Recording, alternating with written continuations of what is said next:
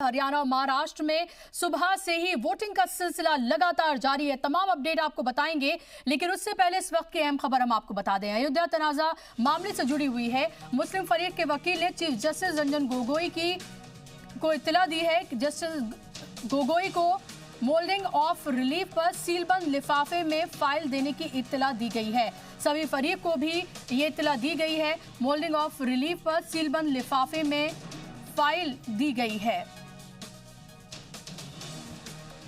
तो इस वक्त की यह अहम खबर हम आपको बता दें, अयोध्या तनाज़े से जुड़ी हुई है। मुस्लिम फरीक के वकील ने चीफ जस्टिस रंजन गोगोई को इत्तला दी है।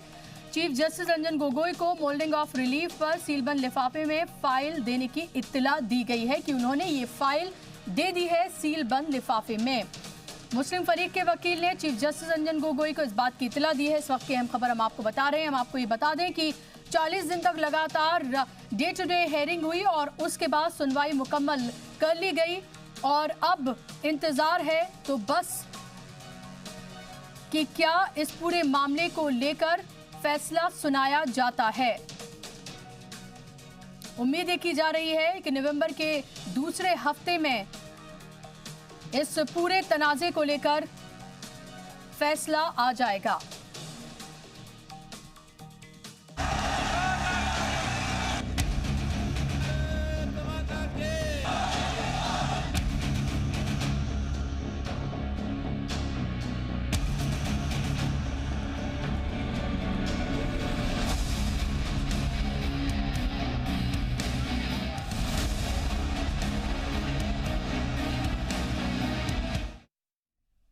आज दो रियासत महाराष्ट्र और हरियाणा में असेंबली इंतखाबात हो रहे हैं और इन दोनों रियासतों में वोटिंग जारी है। महाराष्ट्र में 288 सीटों के लिए वोट डाले जा रहे हैं, तो वहीं हरियाणा में 90 सीटों पर वोट डाले जा रहे हैं।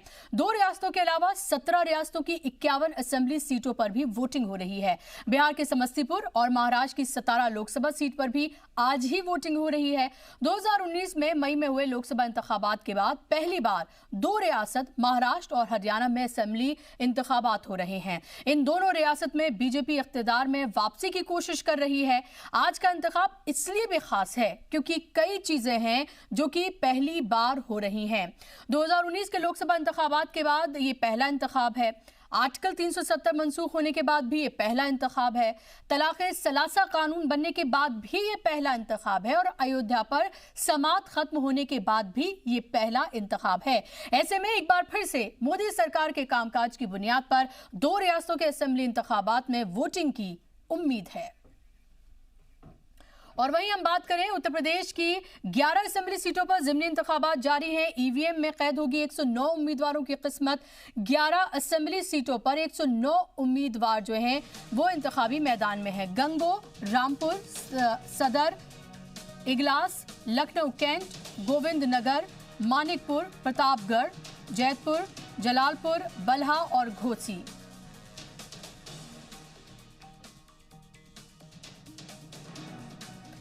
और अब तक के वोटिंग परसेंटेज हम आपको बता रहे हैं अलग अलग जगहों की। महाराष्ट्र की अगर हम बात करते हैं तो 10 बजे तक का ये वोटिंग परसेंट है 5.71%, जो कि जाहिर सी बात है कि कम है।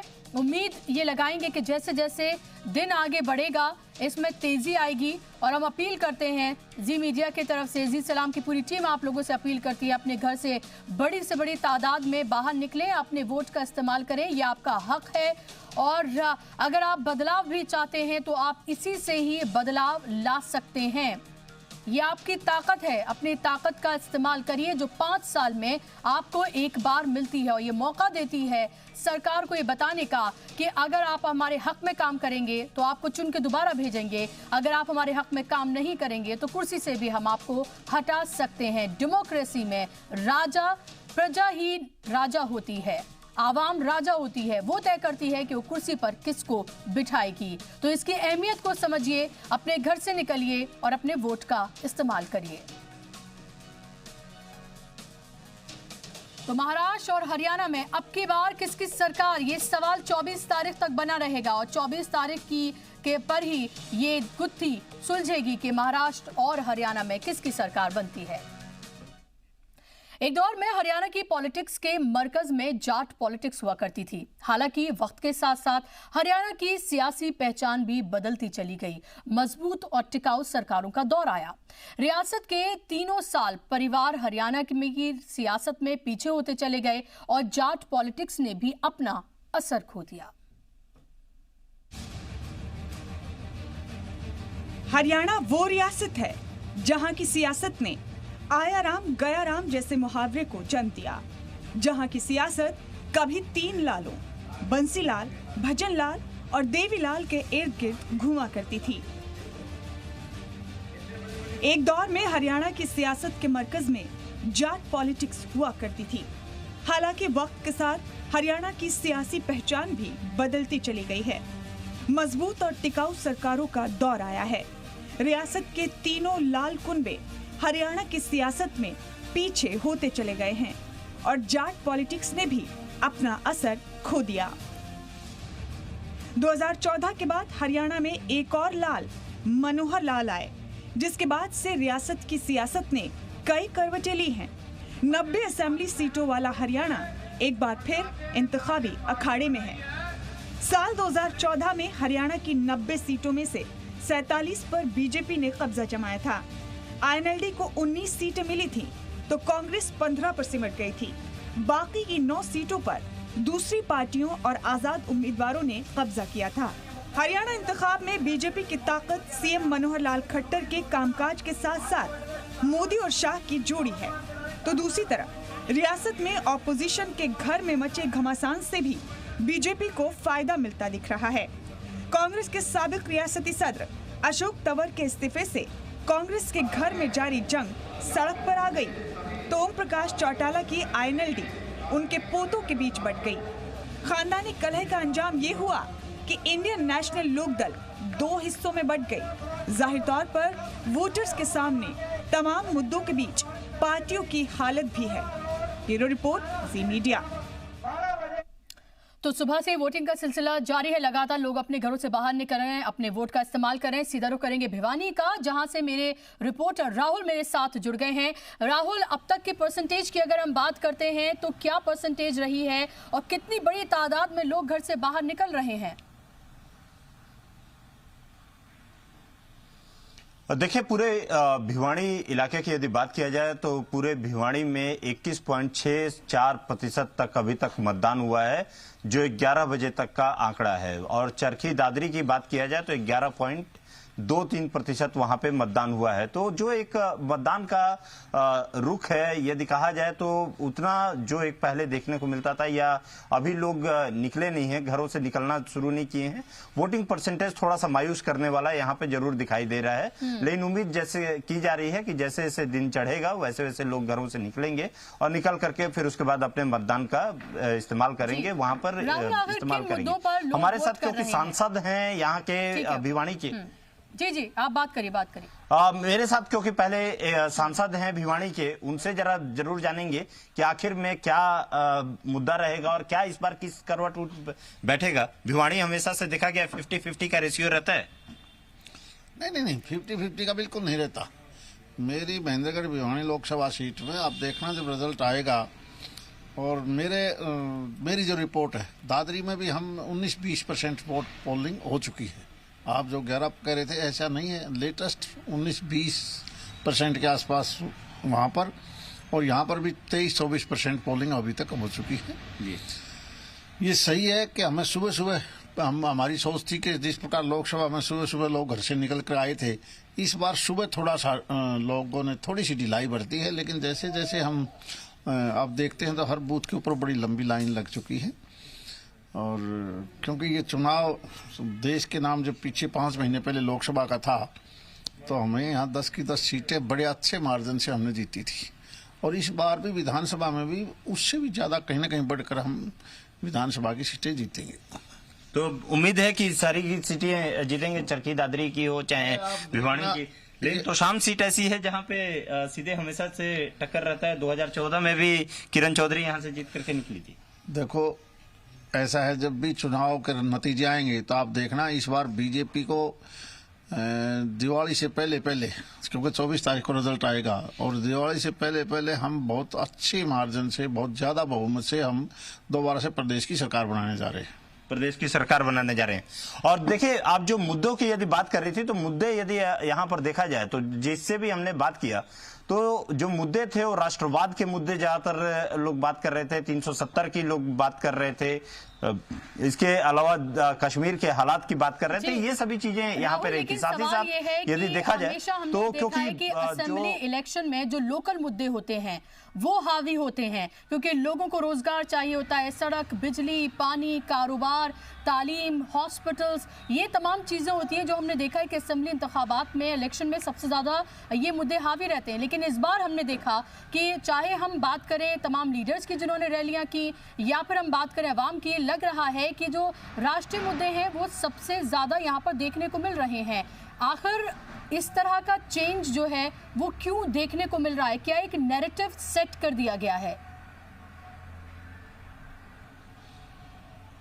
आप सही कह रही हैं। देखिए, एक नैरेटिव सेट किया गया है और सीधे तौर पे देखिए इस पूरे पॉलिटिक्स को आपको देखना जरूरी होगा। 4 मुख्य पार्टियां हैं जिसमें कि भाजपा है, कांग्रेस है, आईएनएलडी है और जजपा है। आईएनएलडी से टूट करके वहां पे जजपा बनी है। कांग्रेस का यदि स्थिति देखा जाए तो कांग्रेस में भी बिखराव देखने को मिला है। भाजपा यदि सीधे तौर पे यदि देखा जाए तो अपर हैंड पे यहाँ पे रही है। जो पूरा का पूरा यदि एक ट्रेंड देखा जाए, पहले एक और चीज देखना जरूरी होगा कि 3 लाल यहाँ पे मशहूर हुआ करते थे। 3 लाल के ही इर्द गिर्द पूरी की पूरी पॉलिटिक्स देखने को मिलती थी, जिसमें भजन लाल, देवी लाल और बंसी लाल, ये 3 थे। और उसके बाद 2014 में यहाँ जनता ने चुन करके ले आई, भाजपा की सरकार ले आई, तो उसके बाद मनोहर लाल यहाँ पर बने। तो अब ये चौथे लाल भाजपा के ये लाल हैं। और वही अब 2019 में देखा जाए तो उनके ही इर्द गिर्द अभी इस समय पूरी की पूरी पॉलिटिक्स दिखाई दे रही है। भाजपा ने अपने चुनावी जो भी रैलियां की, उसमें चाहे प्रधानमंत्री ने की हो, चाहे अमित शाह जी ने की हो, उन सभी में इन मुद्दों को लिया, राष्ट्रवाद के मुद्दों को लिया और उसी पे उन्होंने एक ग्राउंड पे जो है कहीं ना कहीं डिस्कस सर्किल पे उन्होंने प्ले किया, खेला उसमें। और वही कारण था कि जो विपक्ष था उसको कहीं सीधे तौर पे उसको काट नहीं कर पाया। देखिए, लोकल मुद्दे, बिजली, सड़क, पानी, शिक्षा, रोजगार, चिकित्सा, ये सभी भी मुद्दे थे, लेकिन जो सबसे अहम मुद्दा रहा, उस अहम मुद्दे पे ही इर्द गिर्द पूरा का पूरा ये चुनाव घूमता हुआ नजर आया। अमित शाह की रही हो या फिर नरेंद्र मोदी की रही हो, जो 5 साल में हरियाणा में खट्टर ने जो काम किए उनका जिक्र कहीं नहीं किया गया। अगर काम किए तो बताए जाते। लग रहा है कि वो उस तरह से जो 5 साल में किया गया उसके बारे में बताया ही नहीं गया। और क्या आपको लगता है यही वजह है कि बहुत ज्यादा जोश हम वोटर्स में नहीं देख रहे हैं? अगर पिछली बार से इस बार का कंपैरिजन हम करें, क्योंकि पिछली बार लगभग 77% जो है वो वोटिंग हुई थी, और अभी अगर अब तक की बात करें हम तो ये परसेंटेज काफी स्लो है। देखिए, सीधे तौर पे ये एक मुद्दा नहीं होता है कि यहाँ पर आखिर में क्या कारण है कि लोग यहाँ पे वोटर टर्नआउट नहीं कर रहे हैं। मुद्दों को लेकर के नहीं है, लेकिन उदासीनता जरूर देखने को मिली है। देखिए, हमारे साथ में क्योंकि सांसद भी हैं तो इनसे भी हम पूछेंगे कि आखिर में क्यों, इनको क्या लगता है, क्योंकि ये लोग खुद ग्राउंड पे इन लोग के कार्यकर्ता रहते हैं, लोग रहते हैं और इनके ही अंडर में 4 विधानसभाएं यहाँ पर आती हैं। आखिर में क्या लगता है कि आखिर में इतना जो उदासीन दिखाई दे रहे हैं लोग, जो जनता उदासीन दिखाई दे रही है, कारण क्या है? इतना अभी तक वोटर टर्नआउट उतना दिखाई नहीं दे रहा है जो नहीं, देखो थोड़ा सा फसल का भी टाइम है। हमारे पुराना हिसाब से अगर देखोगे तो साल में 2 बार काम होता है। एक हम कहते थे फागुन चैत और एक होता था कार्तिक का काम। हमारे यहाँ देशी हिसाब से कार्तिक लगी हुई है। कार्तिक में बाजरा, गवार, सरसों की बिजाई और कपास की चुगाई। आज दिन के दिन मजदूर और किसान बहुत भारी सुबह सुबह चाहते हैं कि हम अपना खेत का काम कर लें, और क्योंकि ग्रामीण इलाका ज्यादा है इसलिए आप देख रहे हो कि वोट परसेंटेज थोड़ी थोड़ी धीमे निकल रही है। लेकिन शाम होते होते जब वो अपने खेत खलिहान से आएंगे, घर का काम करके आएंगे, तो अब देखना परसेंटेज फिर ठीक हो जाएगी। तो ये नहीं लगता कि कहीं सीधे तौर पे वोटिंग परसेंटेज, एक अपील भी आपसे चाहूंगा कि एक जरूर कीजिएगा, लेकिन दूसरी बात ये वोटिंग परसेंटेज यदि कम होना, कहीं ऐसा तो नहीं लगता कि भाजपा के कार्यकर्ता के, हमेशा कहा था कि भाजपा के लोग जो हैं वो घर में बैठ जाते हैं उस समय चुनाव? अरे नहीं, कभी नहीं बैठते। भाजपा के कार्यकर्ताओं की वजह से हमने 10 की 10 सीट लोकसभा अच्छे मार्जिन से जीती, और आप देखना जब विधानसभा का रिजल्ट आएगा तो ये सारी बातें दरी रह जाएंगी। तो लगता है कि शाम तक यहाँ अरे देखना बहुत अच्छी परसेंटेज आएगी। देखिए वोटिंग परसेंटेज का भी, क्योंकि सीधे तौर पे दिन का समय है, यहाँ पर वही चीज है कि जो खेती का काम है, खेती के काम की जब खत्म होने के बाद उम्मीद यही की जा रही है उस समय तक ही बाद में वापस लौट करके आएंगे। लेकिन एक और चीज इसमें देखा जाता है कि एक हमेशा से ट्रेंड रहा है, कहा यह भी जाता है कि यदि हायर परसेंटेज ऑफ वोटिंग होता है तो कहीं ना कहीं जो मौजूदा सरकार होती है उसके खिलाफ में होता है।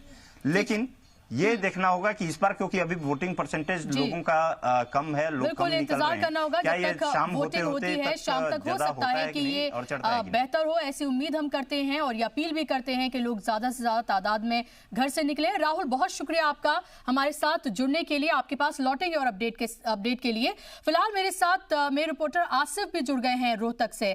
आसिफ, अगर पिछली बार की बात करें 77% वोटिंग हुई थी, 47 सीटें जीती थी बीजेपी ने, तो इस बार क्या उम्मीद लग रही है और क्या लग रहा है कि कौन से वो मुद्दे हैं जिस पर वाकई में लोग अपने घर से निकलकर वोट कर रहे हैं? हालांकि वोटिंग परसेंटेज कम है, जैसे मैं राहुल से ही बात कर रही थी अभी।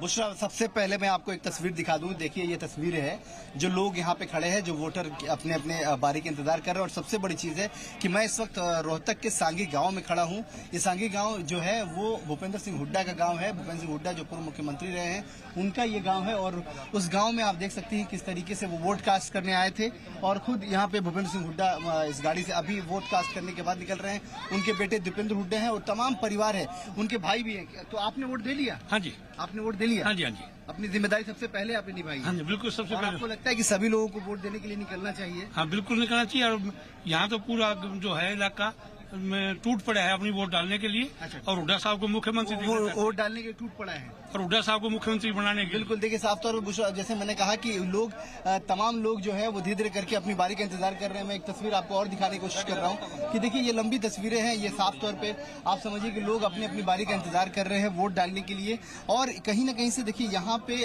बिल्कुल जिस तरीके से हम लोग बार बार जी मीडिया भी आह्वान कर रहा है कि सबसे पहला काम जो अगर आपको करना है वो वोट डालना है। पहले मतदान, उसके बाद जलपान करें। और वो कहीं ना कहीं से अमली जामा पहनता हुआ दिख रहा है। धीरे धीरे जरूर शुरुआत जरूर हुई है, लेकिन ये बढ़ती जा रही है। देखिए आप खावतीनों को हमारे पीछे देख सकती है। सच्ची वोट डालने जा रही हैं? हाँ। कितना जरूरी है वोट डालना? बहुत जरूरी है।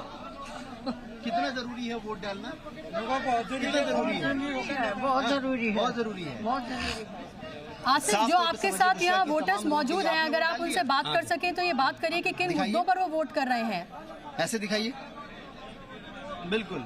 अच्छा ये बताइए कि मुद्दे कौन से हावी रहे आपके ऊपर? आपके दिमाग में कौन से मुद्दे थे जो मुद्दे लेकर आप गए वोट देने?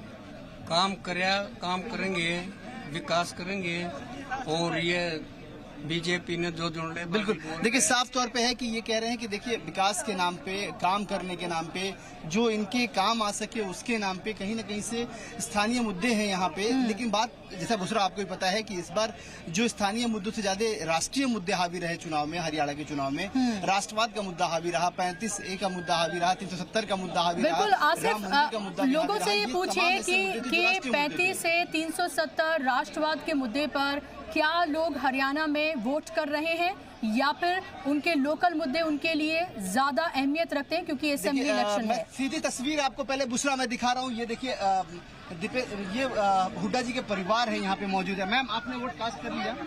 मैम आपने वोट? हमारी गाड़ी कहाँ है? मैम आपने वोट दे लिया? दे दिया जी। मैम आपने वोट दे लिया? हाँ जी। वोट देना कितना जरूरी मानती हैं और कौन से मुद्दे आपके दिमाग जहन में थे जो वोट देने? सबसे इम्पोर्टेंट है वोट देना किसी भी एजुकेटेड इंसान के लिए। We are the largest democracy in the world. हमारा अधिकार है, हमारा कर्तव्य है, धर्म है वोट देना। So I think it's a very important day. और इश्यूज कौन से आपके जहन में थे, आपके दिमाग में जो आपको लगते हैं कि बहुत इंपॉर्टेंट इश्यूज? सबसे इम्पोर्टेंट इश्यूज इस इलेक्शन के लिए प्रदेश के इश्यूज हैं। आपने देखा है हरियाणा के अंदर जो सिचुएशन है पिछले 5 सालों में और इससे पहले जो सिचुएशन थी, अनएम्प्लॉयमेंट का आप हाल देखिए, आप किसानों का हाल देखिए। अगर किसी को भी अपने फ्यूचर की चिंता है, स्पेशली जो युवा हैं, तो उनको बहुत सोच समझकर अपने रोजगार के लिए, अपनी पढ़ाई लिखाई के लिए, इंफ्रास्ट्रक्चर के लिए वोट देना चाहिए। और जो लोग घर बैठे हुए उनसे भी आप आह्वान करेंगे कि ज्यादा से ज्यादा संख्या में लोग निकले, सबसे पहला काम करें वोट दें। बिल्कुल, मैंने जैसा कि अभी अभी कहा, उनका कर्तव्य नहीं, उनका धर्म है। अपने भविष्य के लिए पार्टिसिपेट करना चाहिए, अपने खुद के भविष्य की ओनरशिप लेनी चाहिए, उसकी रिस्पॉन्सिबिलिटी लेनी चाहिए, और उसका एक तरीका है घर से निकलकर और अपना वोट कास्ट करना। Thank you so much ma'am जी मीडिया से बात करने के लिए। तो ये दीपेंद्र हुड्डा की पत्नी थी जो साफ तौर पे बता रही है कि कितना जरूरी है उनके लिए वोट डालना, और वो साफ तौर पे आह्वान भी कर रही है बुशरा कि लोग और आगे आए और तमाम लोग आए और आगे आकर अपने अपने मतों का अधिकार का अपना इस्तेमाल करें। उन्होंने देखिए इश्यूज भी बहुत साफ तौर पे कहे कि अनएम्प्लॉयमेंट जो इश्यूज है वो बहुत बड़ा है और उसमें यूथ को समझना चाहिए कि उनके लिए कितना काम हुआ है, जस्टिफाई करना चाहिए। उन्होंने किसी का प्रचार नहीं किया, बल्कि उन्होंने उन इश्यूज पे बात की जो इश्यूज उनके जहन में चल रही थी और जो वो चाहती है। बिल्कुल, लेकिन आसिफ इस बार कांग्रेस के लिए काफी मुश्किलें हैं, क्योंकि साफ तौर पर नजर आ रहा है कि किस तरह से गुटों में बटी हुई है कांग्रेस, और वो जो एक जोश नजर आना चाहिए एक अपोजिशन के तौर पर, वो जोश कहीं ना कहीं से ठंडा दिखाई दिया। 5 साल के बाद जो मौजूदा सरकार होती है उससे ज्यादा जोश जो है वो अपोजिशन में होता है, क्योंकि उसे वापसी करनी होती है, लेकिन वो जोश जो है वो पूरी तरह से मिसिंग रहा। देखिए बिल्कुल, बेशक आपने बहुत जायज सवाल किया, और देखिए उसके पीछे भी बहुत कारण है। कारण ये है बुशरा कि जब ग्राउंड पे उतरते हैं, जब आप चीज़ों के सबसे बड़ी चीज़ एग्जामिन करते हैं, जब आपको लगता है कि कौन सी चीज़ अच्छी है और कौन सी चीज़ बुरी हो रही है, तब आप एग्जामिन करते हैं और उसके बाद कहीं जाकर आप प्रोटेस्टिंग मोड में होते हैं। आप जो सरकार चल रही है उसके कामों का हिसाब। तो अभी आपने यहाँ भूपेंद्र सिंह हुड्डा को सुना और उन्होंने साफ तौर पर ये कहा कि उनकी सरकार बनने जा रही है, जिस तरह से तमाम लोग दावा करते हैं। और लेकिन ये बात ज़रूर है कि ख़ासतौर भूपेंद्र सिंह हुड्डा की बात करें तो उन्हें कमान जिस तरह से लेट दी गई है हरियाणा में, और ये माना जाता है कि अगर उन्हें कमान पहले सौंपी जाती, गुटों में बढ़ती हुई कांग्रेस नहीं नजर आती, तो शायद थोड़ी सी तस्वीर जो है वो मुख्तलिफ होती। ये तस्वीर आप उस वक्त की देख रहे हैं मनोहर लाल खट्टर, जब वो वोट देने के लिए साइकिल से पहुंचे, जिस पर भूपेंद्र सिंह हुड्डा ने एक तंज भी किया। उन्होंने कहा कि 5 साल हेलीकॉप्टर से उतरे नहीं और अब साइकिल से वोट डालने के लिए जा रहे हैं। ये सिर्फ जुमलों की सरकार है।